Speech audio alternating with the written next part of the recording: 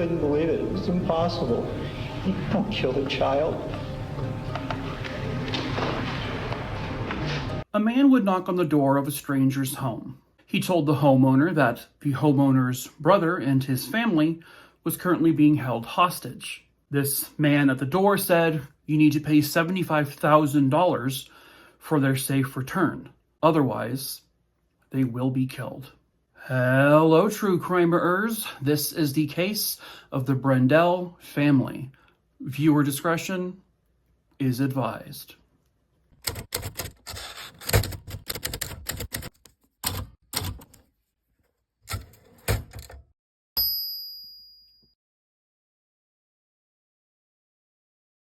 September 22nd, 1991, it was a cold evening in Guilford, Connecticut. A man by the name of Christopher Hightower would approach the home of Alexander and Christine Scrialoin. I may have said that last name wrong. He would give them a story that sounds like something straight from a movie. But was it real? Well, who is Christopher Hightower? Christopher was considered a pillar in the community. He was a Sunday school teacher. He coached a football team. He was a husband, a father. He was regarded in the community as just a beloved guy, someone who is trustworthy. Well, he was born on August 20th, 1949, and he lived the younger years of his life in Florida. He was the oldest of 5 siblings, and for the most part, their upbringing and their family was pretty normal. The only, I guess, kind of hitch was that the father that Christopher grew up with, he thought was his biological father, but it turns out that was actually not the case.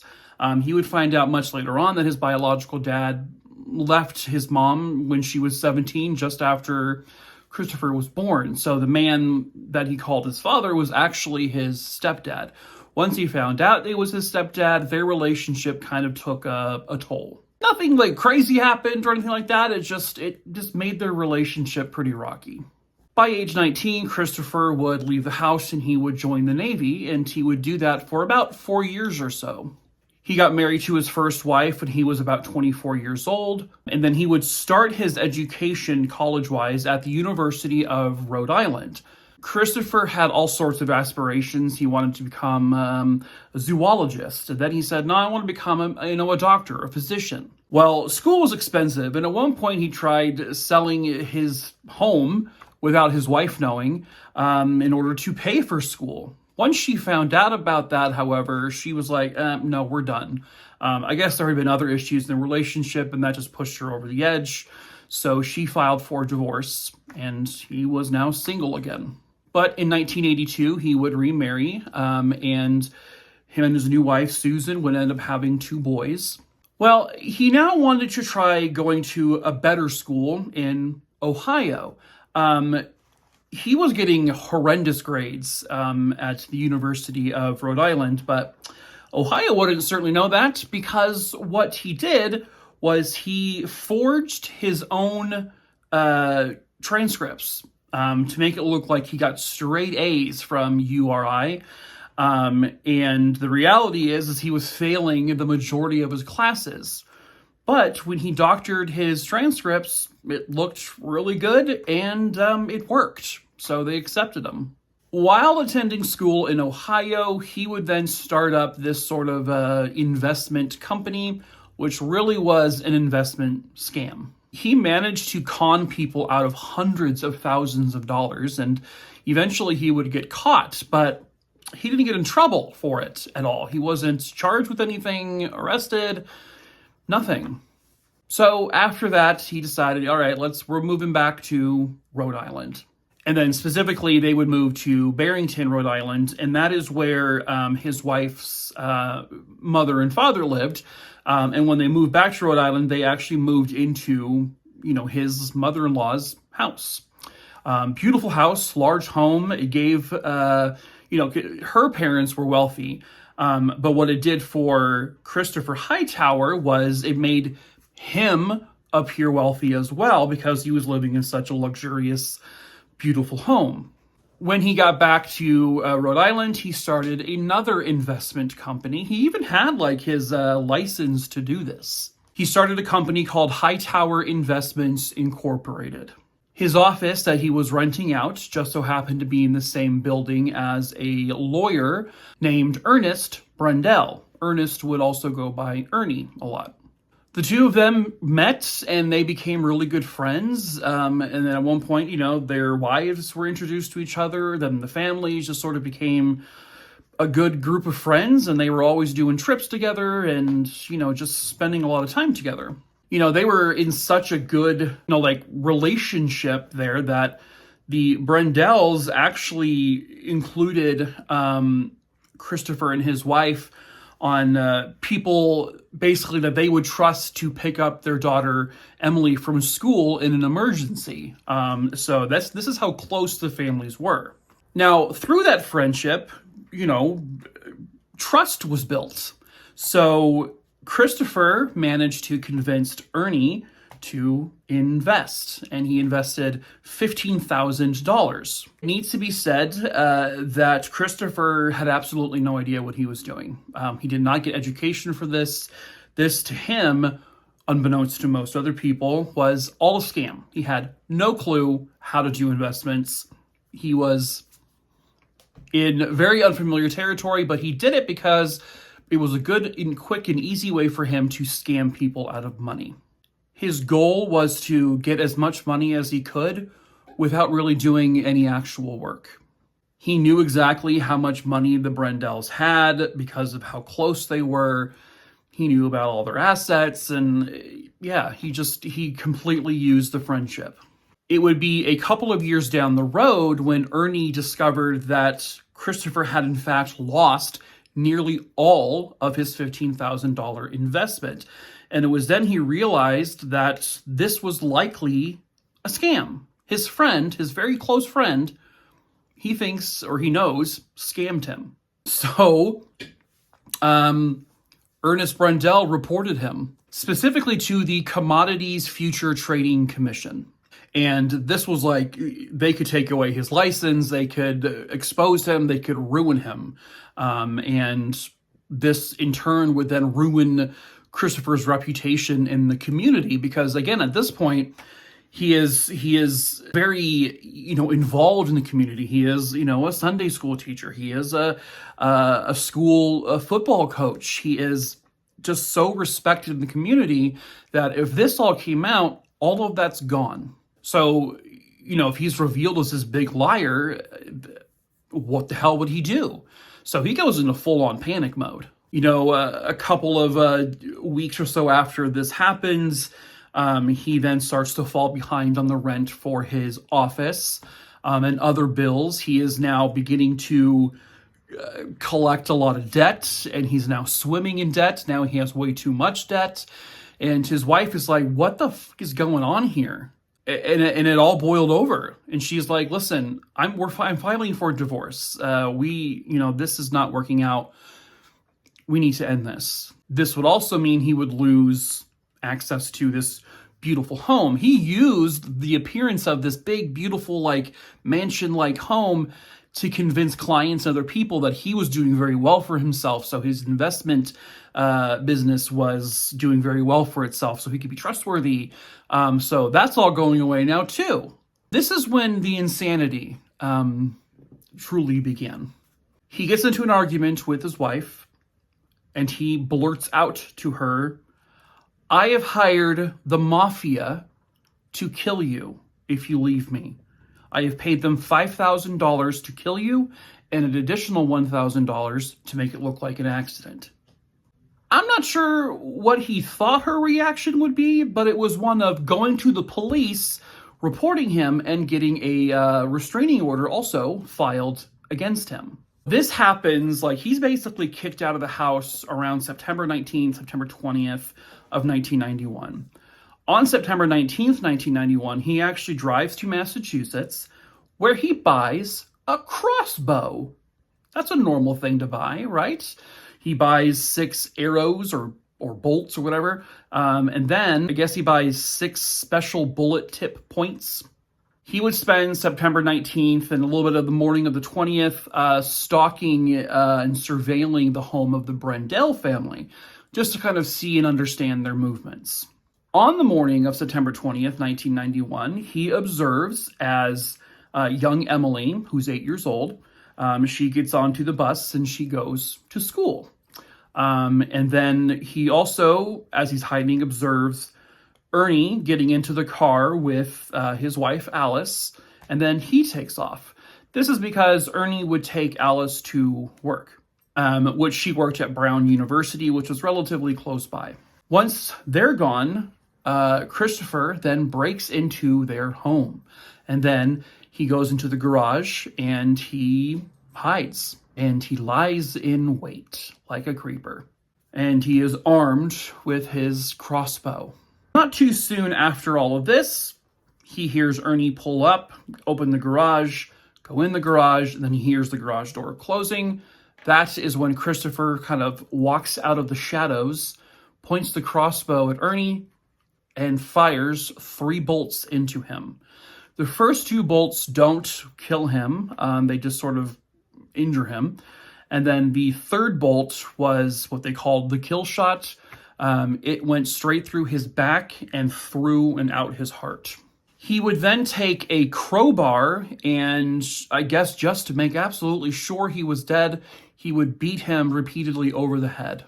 He would then load his body into the Brendel's car, and then he drove him to some nearby wooded area, which is actually kind of near his house where he lived with his soon-to-be ex-wife, and then he buried him in a grave. Now, at some point beforehand, by the way, he purchased a couple bags of lime. So when he buried Ernie, he covered the grave with some of the lime, and that was to mask the eventual odor that would come from his body. He then goes and buys some cleaning supplies. He goes back to the Brendel home, and he begins cleaning up the blood, all of that good stuff, so it's nice and tidy. Then he kind of just lounges around the house for a bit, because he really has nowhere to go, right? Then he realizes, what about Alice, and what about Emily? What about them? He decides that he also has to take care of them, because, if they realize Ernest's gone, the police are alerted a lot sooner than he wanted them to be alerted, and it turns into a nightmare, right? So, sometime in the early afternoon, he gets into the Brendel's car. He then drives to the YMCA center where he knows that young Emily would be, because that's where she went after school. When he got there, he found out he was no longer on the list to pick up Emily because, he had pissed off Ernie, so he took him off the list.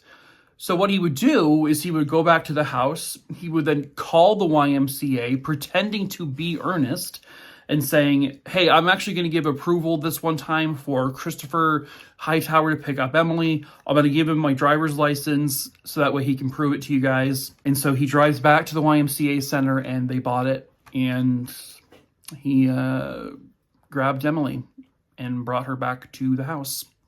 He would then essentially give her so much Benadryl that it basically poisoned her almost. But it knocked her out. She didn't die from it, but it made her pass out pretty hardcore. And then a little bit later, Alice comes home, and then he immediately attacks her and ties her up. He had then tied up Emily in the basement. Then he brought Alice down there in the basement as well. Emily's still completely passed out. That's how much Benadryl he gave her. Then he says, okay, actually, what I'm going to do, Alice, I'm going to have you go to your husband's computer. You're going to type up what I'm telling you right now. So she types up this letter that's dictated by Christopher.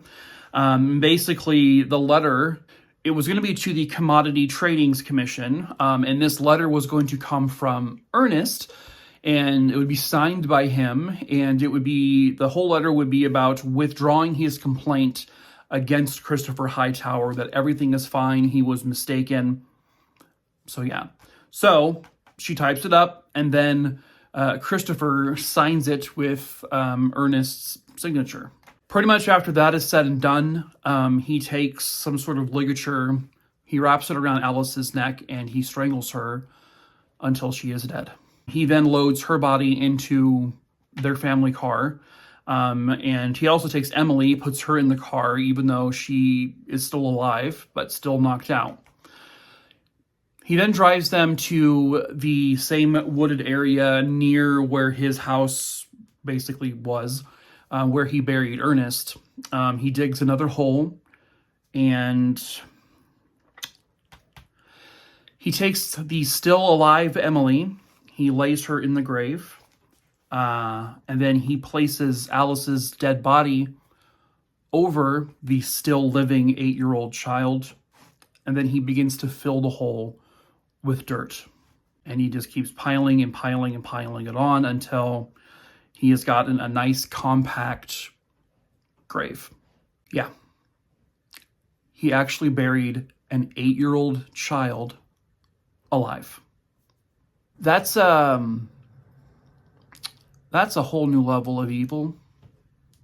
He then pours, more lime over their grave again to mask the decomposition that would eventually take effect.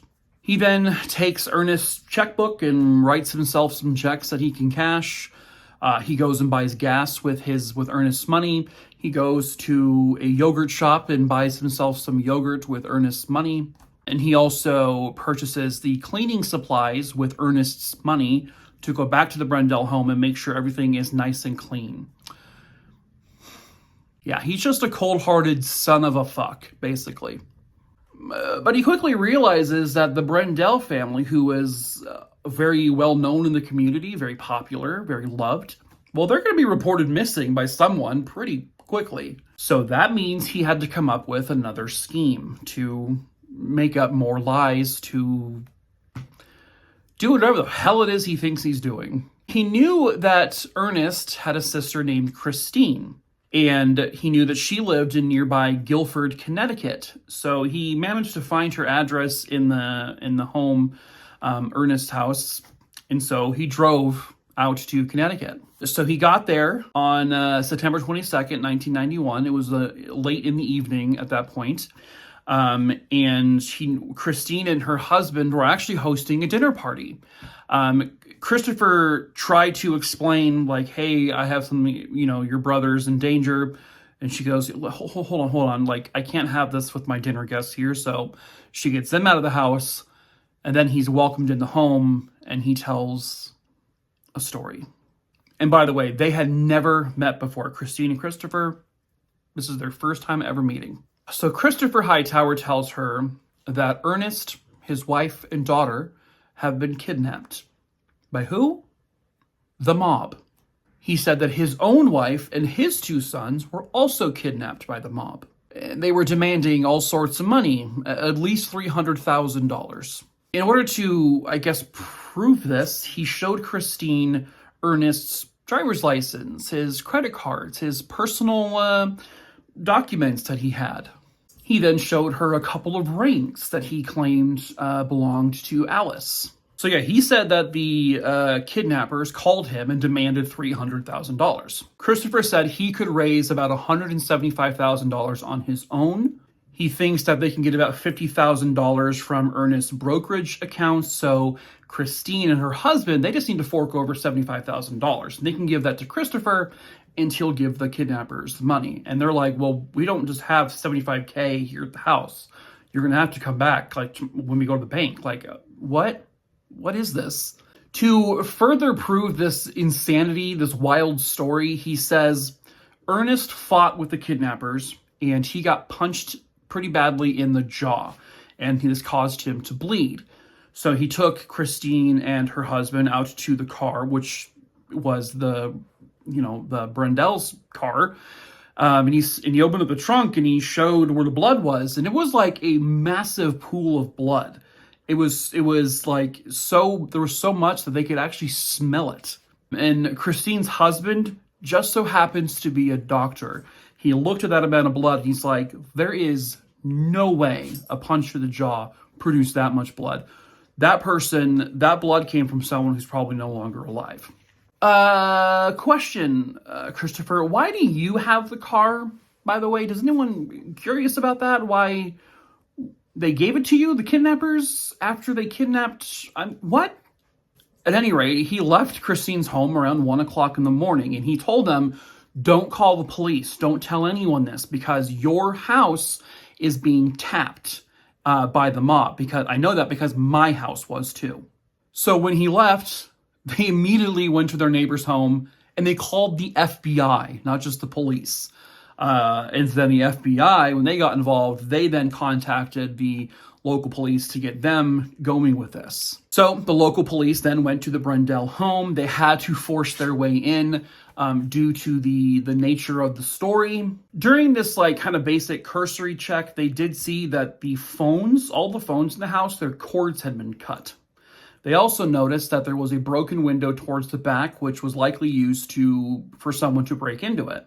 But there was no obvious evidence of foul play. There was no massive blood stains anywhere. The house wasn't ransacked. Everything looked neat and orderly. The only thing really out of the ordinary was the fact that the family was missing. Christine also told the FBI that Christopher Hightower, the man who told her the story, well, he was driving, her brother's car.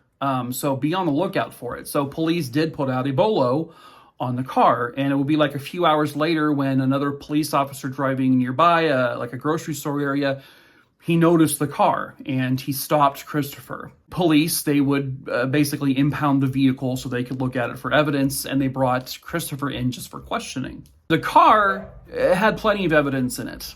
It had not only the massive pool of blood basically in the trunk, there was also blood spatter on the front seats of the car.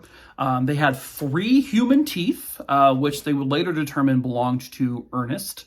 They found a crossbow. They found a spare bolt to the crossbow. They also found an empty bag of lime, and it had a rip in it, so it was missing a part of it. Back at the police station, Christopher gave police pretty much the same story he told to Christine and her husband. Police had gone to the home where Christopher had been living, until recently, and they said they found some tire tracks near the house that matched the tire treads of the car you've been driving. And he's like, oh, what? And then he says something very stupid. He slipped. He said, they're not buried there. Huh? What now? So they arrest Christopher Hightower on September 23rd, 1991. They would search the house that Christopher had been living in, and they found credit cards with Ernest's name on it and other documents and stuff with Ernest's name. They found $1,500 in cash, which then they matched up to a $1,500 check that was apparently written to him from the account of Alice. They find receipts of a purchased crossbow and crossbow bolts. They find receipts for the purchase of bags of lime. They also discover that he had recently been to the post office to mail a letter, and that letter was addressed to the Commodities and Trading Commission. So eventually, they would track down that letter. They would take it into evidence. They looked at the signature on the letter, and they confirmed without question that the signature was a forgery. It did not match Ernest's signature whatsoever. He didn't even try. And they also found the document on the computer inside the, Ernest's and Alice's home. And Alice had left what they thought was a little clue because she named that document on the computer with Christopher Hightower's initials. So back at the Brendel home, they had a more thorough warrant, and so they searched a lot more thoroughly. In the garage, they found a kind of like a circular-shaped hole in the wall, but the shape it was matched the bolt they found in the car, the crossbow bolt, matched perfectly. So they believe that hole came from a fired crossbow. They also then noticed tiny, tiny little specks of blood kind of in that same area. The evidence, especially the circumstantial evidence against Christopher Hightower was overwhelming. But they had one problem. There still was no bodies, so there was no proof of an actual murder taking place yet. They had been searching the area for weeks, and we're talking like 5-6 weeks of using police officers, volunteers, cadaver dogs. They did, helicopter searches. They searched nearby, whatever bodies of water were nearby. They searched everywhere, but they could not find them. It wouldn't be until just a woman was walking her dog one day, and she wasn't part of a search party. She was just walking, and she just happened to go into his wooded area, and her dog kind of started to go a little crazy near these two little spots that looked a little different. She felt very uncomfortable by this, so she knew what was going on in the news, so she contacted the police. When they get out there, they notice that there's two obvious slight indents in the ground, and they're covered with a substance that looks like it's probably lime. So they start digging, and lo and behold, they find the bodies of all 3 of the Brendel family members. In the grave with Ernest, they found a torn piece of paper that actually happened to belong to the bag of lime, and was a perfect match to what they found inside the car.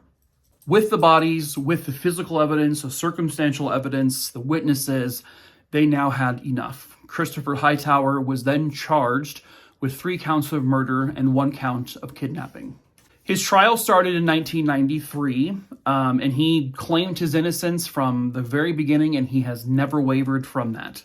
The prosecution called over 100 witnesses, and these are all people that could place Christopher Hightower at the house or at the locations purchasing things. So they found the guy who sold him the crossbow. They found the person who sold him the bags of lime. When he was sort of lurking in the Brendel home in between killing Ernest and then, the 2 ladies, a couple delivery drivers had come by the house, and those delivery drivers who were turned away by Christopher, they would testify that, he was in the home during this time. So he was dead to rights. He was caught everywhere. It just wasn't, it's just like a slam dunk. He was so bad at this that he didn't stand a chance. But like I said, he stuck to his story, and he would testify in his trial. And this is a segment of his testimony, so go ahead and take a listen and try not to be terrified of his eyes. They had already said they were going to kill her if he didn't tell them where the money was.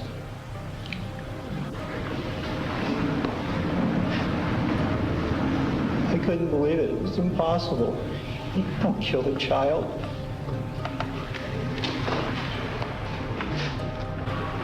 Sometime during the evening, a pillowcase or something was placed over my head. I was taken out to one of the cars. I picked up the shovel and I started digging, and I begged him, please, I'll do whatever you want, just leave him alone. Jesus Christ, those eyes.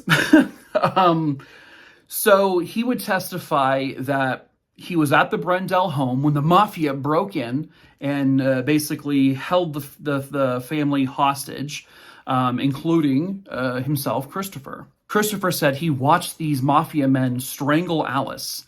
He then said that they kidnapped his family and that they forced Christopher to dig the graves that the family would later be found in. And if he didn't dig the graves, then the mafia would kill his family, which, by the way, more than provable that his wife and 2 kids, they weren't kidnapped. Nothing happened to them. It was an obvious lie. They even went back into his past. They brought up the investment scheme from back in Ohio that got him in not really in any kind of trouble, but got him caught. They even brought up him forging the transcripts. So here's a clip of that. You didn't get accepted into that master's program with a 2.5 average, did you? No, I did not. And why is that? Because I had contacted an individual at University of Rhode Island and obtained a forged transcript. That's right. Christopher Hightower is a pathological liar, manipulator, and just downright evil son of a bitch.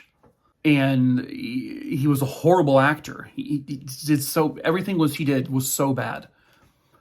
His own defense would basically say, we think he's crazy. We're going to go ahead and go with like insanity as an option because we're saying that he suffers from delusions.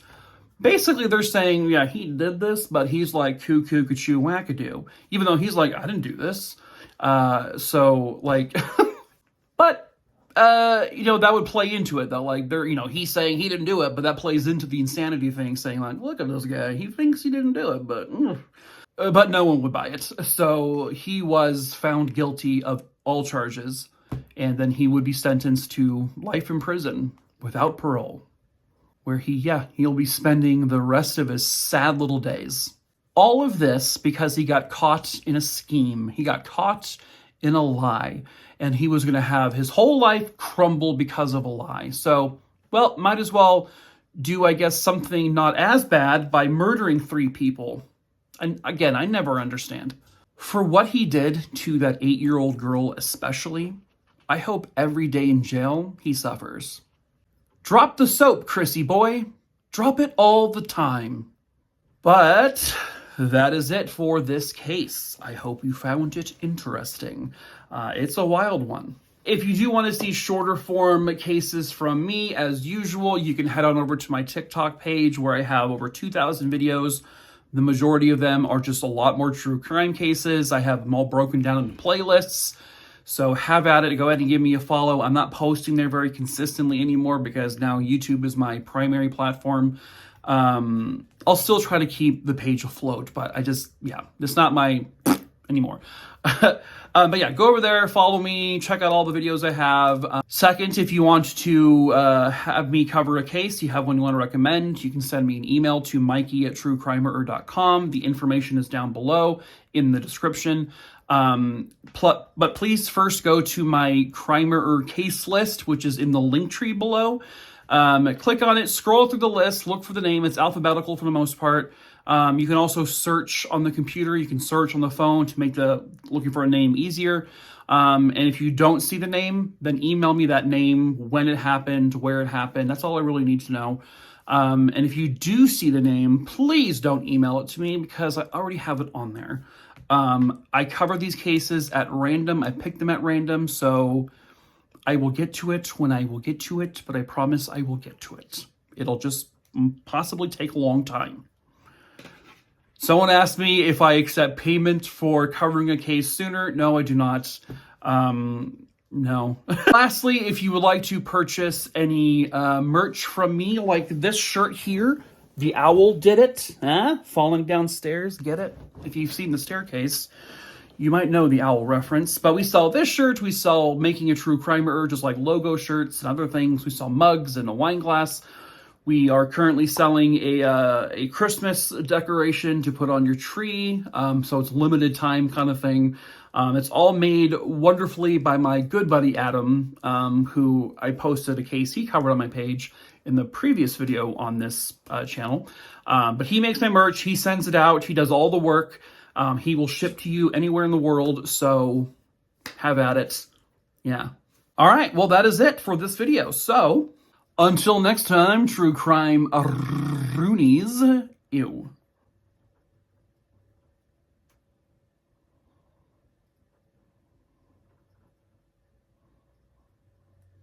What? What? What?